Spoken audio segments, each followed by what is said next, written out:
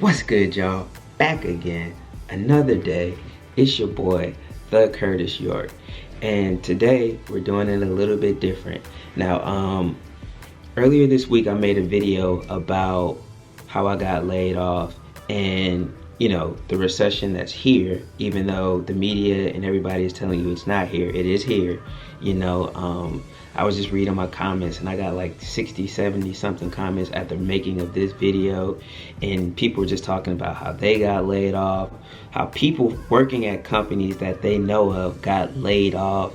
And it's real out here. A company that I used to work for a while back, they laid off 130 to 150 people within the past 2 weeks.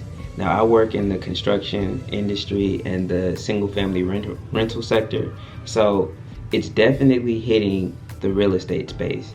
You look right here in Charlotte, North Carolina, where I live, you have a lot of businesses and office spaces that are not paying their rent.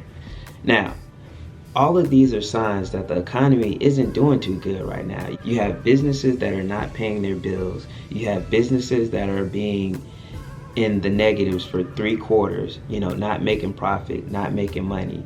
3 quarters, things are really getting real. And a lot of people aren't noticing it. A lot of people aren't realizing it. So I'm using my platform to wake people up, man. A lot of people are asleep. A lot of people are zombies. A lot of people just don't know. A lot of people aren't seeing the signs, and a lot of people aren't paying attention. So I'm here to break it down for you, to help you guys out, to let you guys know it's here, and here's some things that you can do in order to prepare.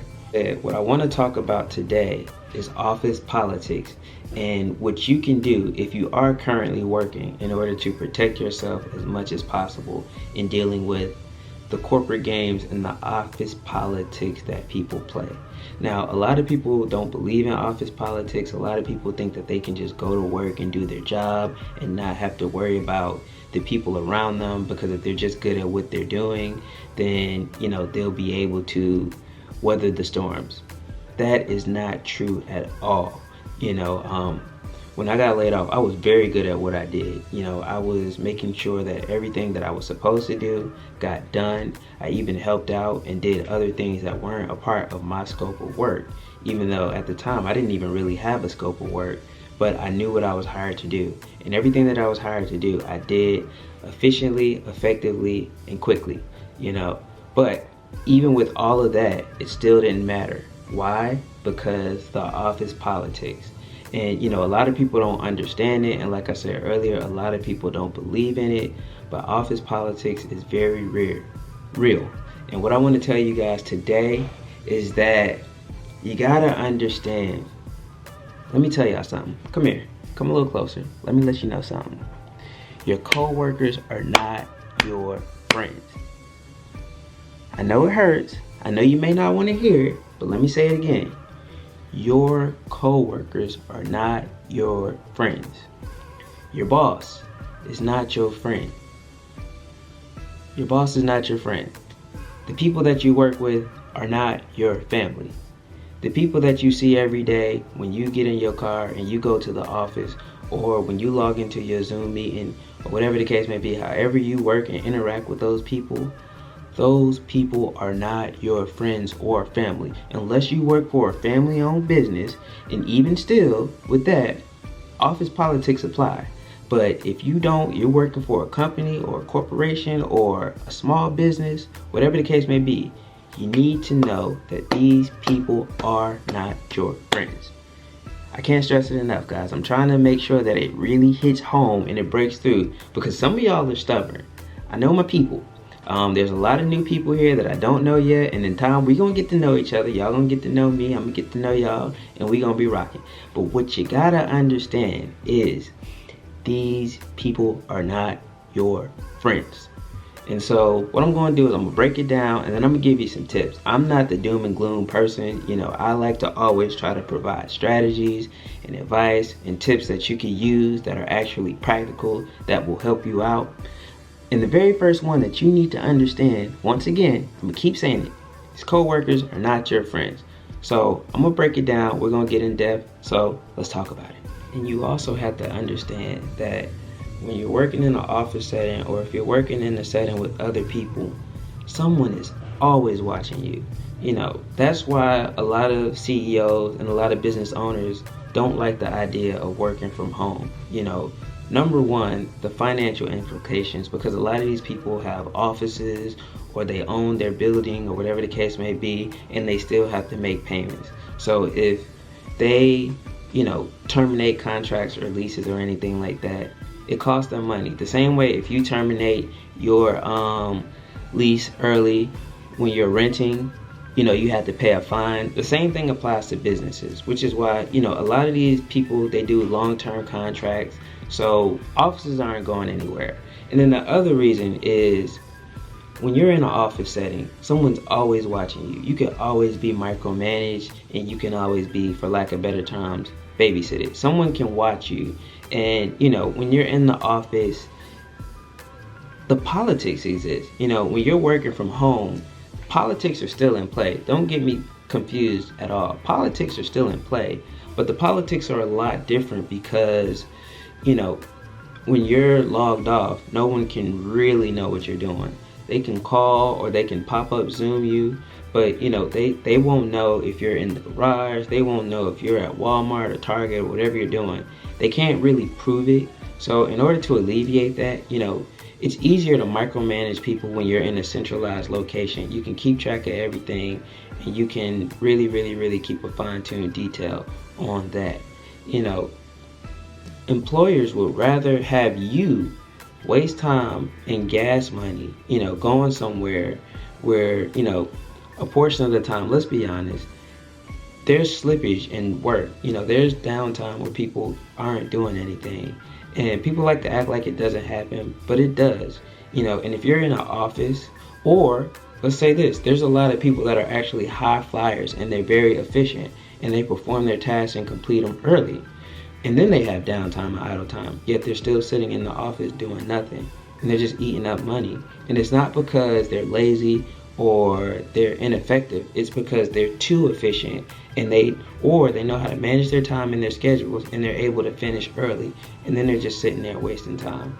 So, in order to prevent that type of stuff, you have them sit in the office where you can always watch them. You can make up things, or it's just easier. So I wanted to put that out there. But, now that we've laid the foundation and we've discussed that, I want to give you guys some tips on how to survive office politics and how to play the game accurately. Okay? So let's get into it.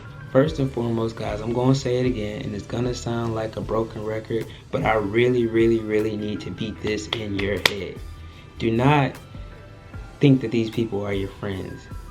Treat your job as if you play for a professional sports team. And what I mean by that is, at professional sports teams, players understand that they could get a text at 2:30 in the morning and find out that they've been traded to another team. Players can walk up to the training facility and use their key card, and their key card doesn't work anymore. I almost forgot my phone.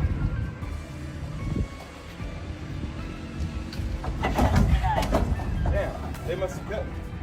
They must have cut me. And that's how they find out that they got cut. You can also be a star. There's been plenty stars throughout the course of any sports industry that have been at the peak of their games, but they got traded because they just haven't been able to close the deal and win that championship. They've been MVPs, they've been all-stars, they even made it to the championship, but they didn't win, and then they got traded because, the company decided that they wanted to go in a different direction, or that player cost too much money. Understand, every time you get fired or you get cut or laid off, it's not because you did something wrong. Sometimes it's because you're too good at what you do and you cost too much money. And it's easier to get rid of you and hire one person or two more people that do what you do at a cheaper price than to pay you what you're worth, even though you're worth it. So you definitely want to keep that in mind. Treat your jobs as if they are a sports team. You go there, you perform, you give it your best, you put it all on the floor every night. You know, you do your professional development, you do your training, you get your credentials, and you work on everything that you can do to make sure that you're at the peak of your game. But understand, no matter how hard you work or what you do, there's always a chance that you can be traded or cut or forced to retire. So, you know, again, don't take it personally, because again, these people are not your family. These people are not your friends. These people are people that you work with towards a common goal that allows you to bring home income. So that's tip number one. Let's talk about tip number two. Tip two is to always remain professional and watch what you say.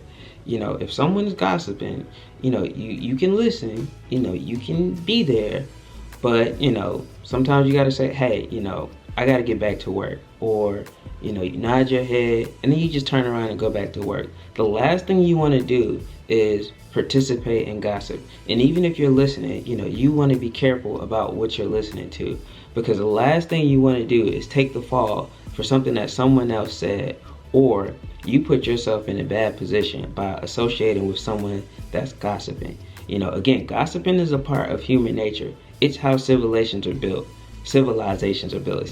We tell stories to each other, guys. You know, we can sit here and act like we don't gossip, or, you know, it's high and mighty, but the reality is everybody gossips. You know you gossip. But it's okay. I'm not judging you. I'm just telling you that at work, you need to be careful who you associate with, who you talk to, and what you talk about. You know, again, because like I said earlier, number one, people probably don't care and they're just making small talk. And number two, at the end of the day, it doesn't matter what your situation is, you know. So be careful what you share. Your personal life should always remain that. And again, everything that you say can and will be used against you. So make sure that what you say is vague, ambiguous, or it's something that won't come back and bite you in the butt later, okay? Next tip. What you don't want to do is gloat or brag about anything. You know, you always want to keep a calm, cool, professional demeanor in any situation. You know, if you get a promotion, the last thing you want to do is talk down to your other people and brag to them about the promotion that you got. What you want to do instead is talk about the team. You know, always make sure that you're talking about the team, you know, because chances are, the reality is you didn't get there by yourself. If you got a promotion, someone helped you, or if you're a manager, you got a promotion because your team was performing. So the last thing you want to do is act like you're a one-man band or individualist, because then it brings too much attention on you and it breeds contempt. So you always want to talk about the team. You always want to empower other people. You always want to put other people in positions as well. And you never ever want to brag or gloat. You know, you definitely want to make sure that you keep a calm, cool demeanor and you give other people the spotlight, you know, because at the end of the day, all of that stuff can be taken away anyway. So it really doesn't matter. You know, you can be promoted one day and then fired the next. You know, you can be doing everything right one week and then the next week they tell you that, you know, we expected different things. So you always want to be cautious. You never want to get the big head at the office. You never want to brag about what you do. You know, now explaining what you do and negotiating or, you know, reminding people what you do is totally different from bragging.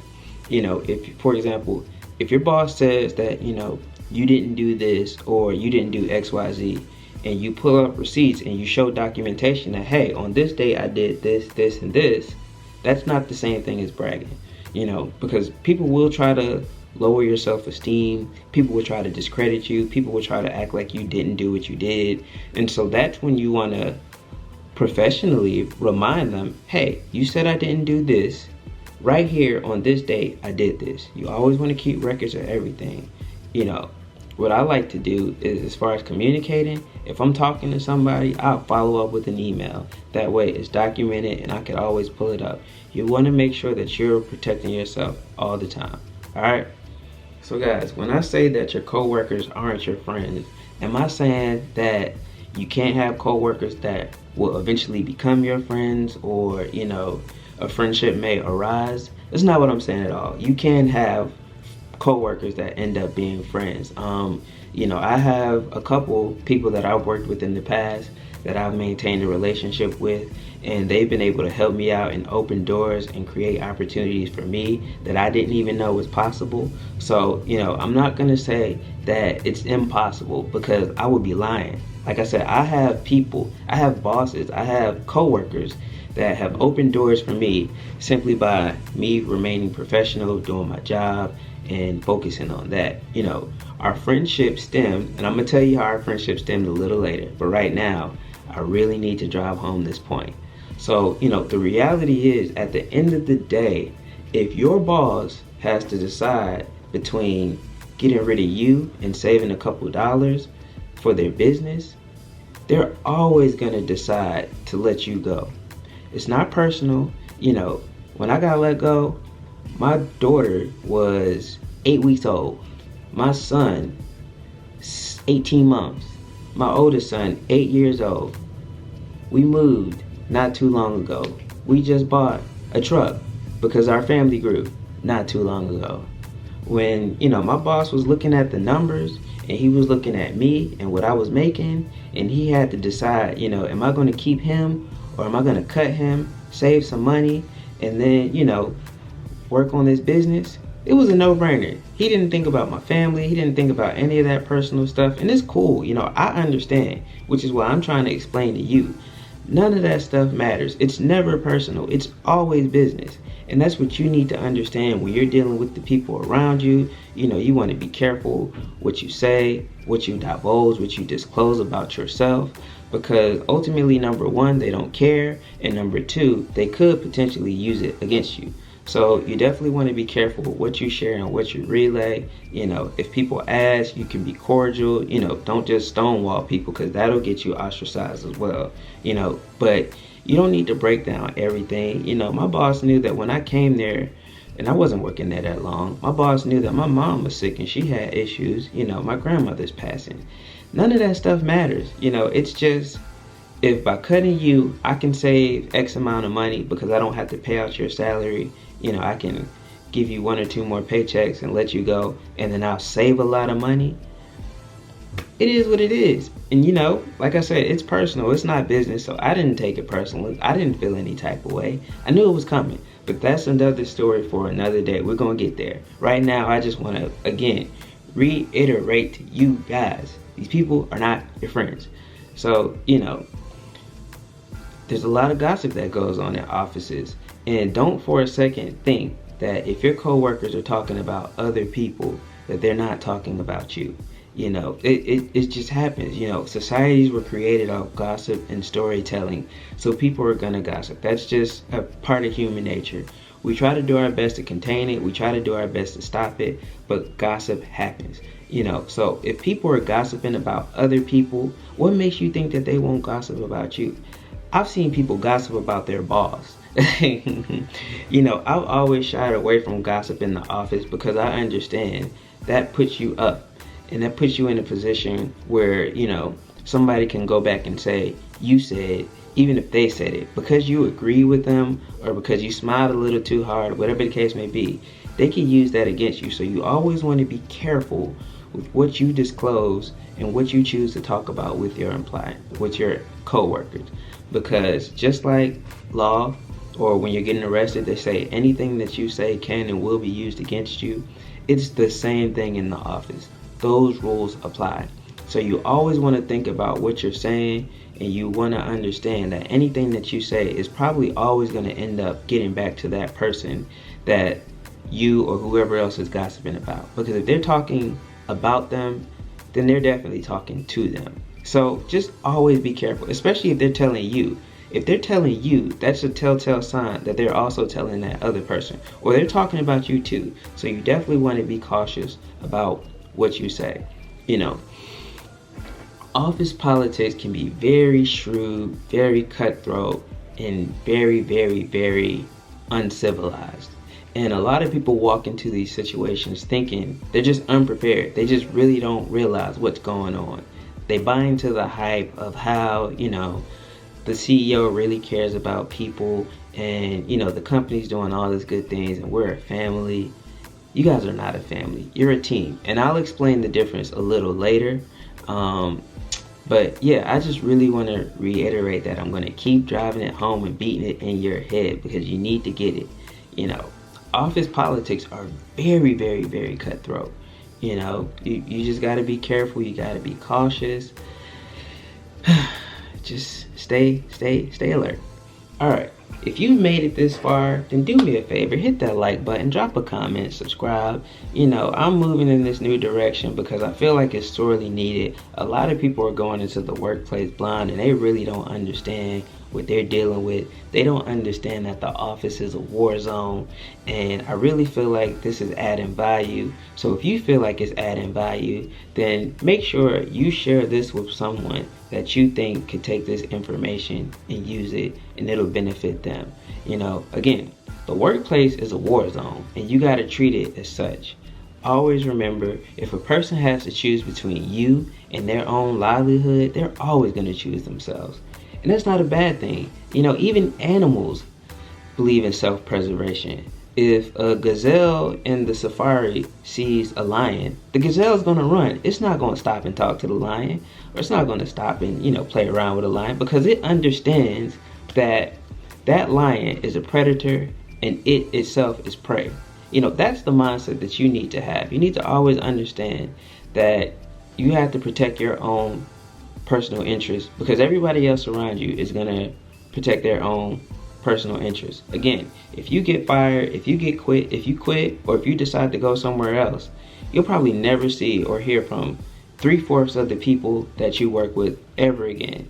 You know, I know you think because they tell you hey in the morning, or because they ask how your weekend was, that they're your friends, but they're not. You know, again, if you leave for whatever reason, you'll probably never see or hear from these people ever again, unless you just happen to be somewhere and they're there at the same time. And even then, the conversation is going to be super small and you keep it moving.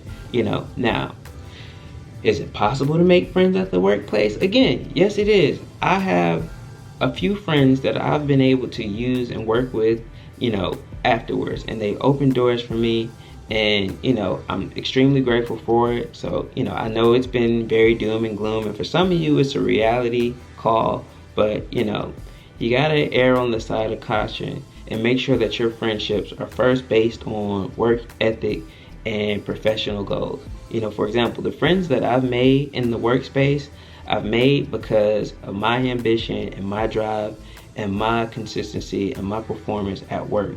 You know, we've talked about professional development books.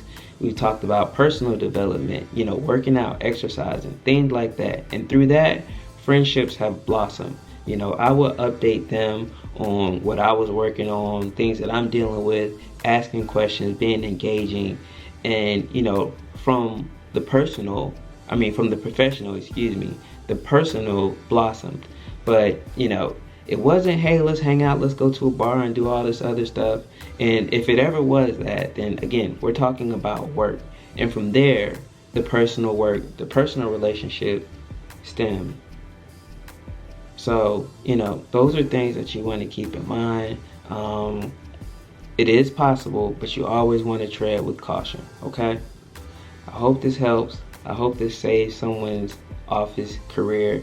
Oh, really quick, one more thing, you know, if you've been violating these things and you've been doing things wrong, then I hate to say it, it might be too late, but you know, if you gradually start making changes and you gradually start pulling back, you gradually, you know, just start implementing the things that I'm telling you, then you might be able to save yourself. But then again, you always got to remember, you can do everything right and something still goes wrong. And if that is the case and it does happen, then you know, you got to understand it's not personal, it's business. You'll bounce back, you'll land on your feet. And I'll tell you why in other videos. I give you some tips on how to stay marketable and how to always be proactive and productive in the workspace. So that's coming soon. Once again, drop a like, leave a comment, subscribe, share if you found value in this information. And I hope it helps you. I hope it helps someone else. Thank you for your time.